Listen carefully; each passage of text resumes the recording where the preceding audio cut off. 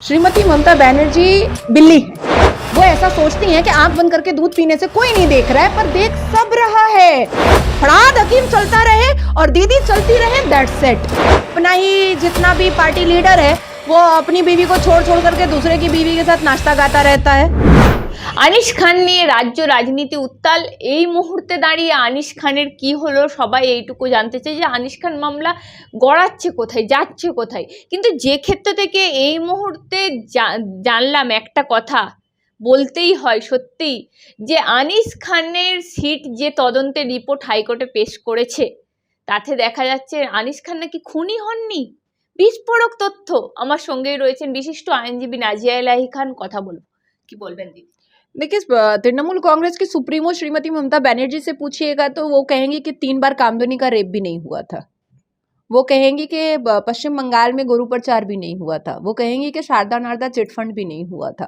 वो तो कहेंगी कि मतलब कैटल स्मगलिंग भी नहीं हुआ था, कोयला चोरी भी नहीं हुआ था। तो अनीश खान का अगर वो उनका एसआईटी कमेटी उनका ही बैठाया हुआ है, तो एसआईटी कमेटी अगर ये कह रहा है कि उसका खून ही नहीं हुआ है तो ये बहुत नॉर्मल सी बात है। इसमें बहुत उत्तेजित होने वाली बात नहीं है, क्योंकि ये सरकार झूठ पर ही टिकी हुई है। इसका पिलर जो बैठा है वो झूठ पर ही बैठा हुआ है। जब सुप्रीमो को पुचका बनाने में दिल लग रहा है पहाड़ों में जा करके, जब एक स्टेट के चीफ मिनिस्टर मोमो बनाने में बिजी है और पुचका खिलाने में बिजी है, तो उस सरकार के लॉ एंड ऑर्डर में आपको कैसे ये एक्सपेक्टेशन दिखाई दे रहा है कि सही से किसी को जस्टिस मिल जाएगा। रिजवानुर रहमान के मामले में यही श्रीमती ममता बनर्जी है जिन्होंने कहा था कि एसआईटी कमेटी की হচ্ছে কি করবে, এসআইটি কমিটি কোনো দরকার নেই, ও কি নিজের পুলিশ অফিসার নিজের নামটা লিখে দেবে कि আমরা এটা করেছি, আমার দায়িত্বের উপরে দিয়ে দেবে। এটা হবে না। এটা ওনার স্টেটমেন্ট ছিল, আমার স্টেটমেंट नहीं, किसी अपोजिशन पार्टी का स्टेटमेंट नहीं है। ये श्रीमती ममता बनर्जी का खुद का स्टेटमेंट है कि एसआईटी कमेटी कभी भी अपने पुलिस ऑफिसर के बारे में गलत नहीं लिख सकती है, रिपोर्ट नहीं बना सकती है। ये श्रीमती ममता बनर्जी का स्टेटमेंट है। देखिए, छान छप्पर दो होता है, आदमी एक ही होता है। श्रीमती ममता बनर्जी बिल्ली है। वो ऐसा सोचती हैं कि आंख बंद करके दूध पीने से कोई नहीं देख रहा है, पर देख सब रहा है।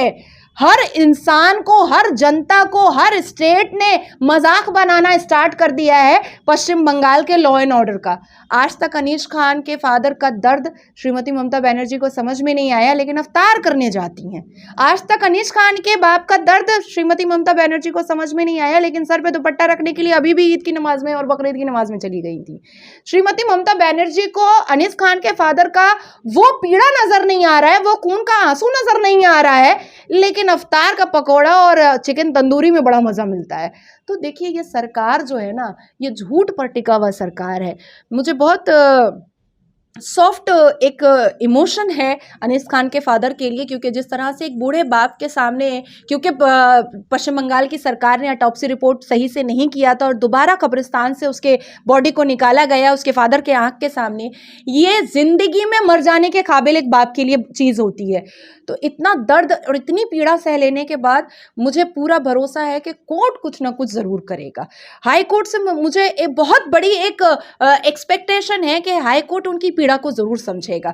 ये सरकार बिल्कुल नहीं समझेगी। और जहाँ तक मेरा मानना है कि पश्चिम बंगाल में सरकार के द्वारा एसआईटी कमेटी लेफ्ट फ्रंट के ज़माने से लेकर के चीफ मिनिस्टर ममता बनर्जी के ज़माने तक में आज तक जितनी भी एसआईटी कमेटी बैठी है, कभी किसी ने सही रिपार्केशन और जस्टिस का काम तो किया ही नहीं है।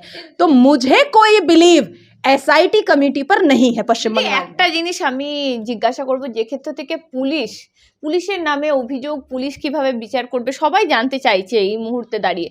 কিন্তু একটা জিনিস, যে ক্ষেত্র থেকে পুলিশ তখন যখন আনিস খানের বাড়িতে যে রেড হলো, পুলিশকে তো যখন আনিস খানের বাবা ফোন করে পুলিশ তো বললো আমাদের কেউ যায়নি, এরকম কথা কিভাবে বলতে পারে তৎকালীন ওসি যিনি ছিলেন? देखिए, पश्चिम बंगाल में पुलिस डिपार्टमेंट जो है वो अकॉर्डिंग टू लॉ काम नहीं करता है। वो तृणमूल कांग्रेस पार्टी का पपेट होकर के काम करता है।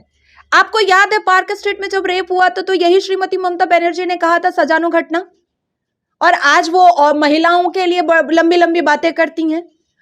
उनका अपना ही जितना भी पार्टी लीडर है वो अपनी बीवी को छोड़ छोड़ करके दूसरे की बीवी के साथ नाश्ता गाता रहता है। अभी फिर से एक आ रहा है, नाचने गाने वाला फिर से 21 जुलाई को शायद ज्वाइन करने वाला है। तो देखिए श्रीमती ममता बनर्जी के नज़र में किसी भी व्यक्ति की कीमत नहीं है, किसी भी एक जिंदा या मरे हुए इंसान के जस्टिस की कीमत नहीं है। उनकी नज़र में सिर्फ उनके चेयर की कीमत है और फड़ाद हकीम की कीमत है। फड़ाद हकीम चलता रहे और दीदी चलती रहे, दैट्स इट। इसके अलावा उनको कोई मतलब नहीं है। দিদি আপনাকে অসংখ্য ধন্যবাদ আমাদেরকে এতক্ষণ সময় দেওয়ার জন্য। নমস্কার।